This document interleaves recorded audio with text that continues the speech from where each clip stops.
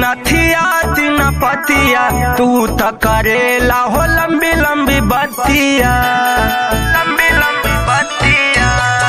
पहने देवा रानी नथिया तीन पतिया तू त करेला हो लंबी लंबी बतिया। शादी करके हमके छछनैला बालमु तू कमैला एगो झूलनियो ना गढ़वैला बालमु, तू कमैला एगो झूलनियो ना गढ़वैला बालमु, तू कमैला एगो झूलनियो ना।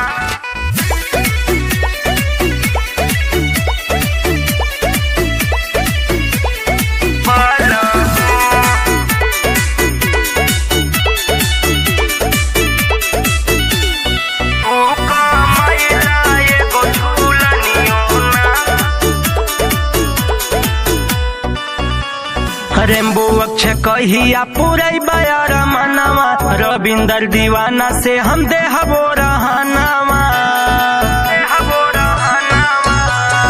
रेम्बो अक्षय कहिया पुरई बयार मनवा, रविंदर दीवाना से हम देहबो रहनावा।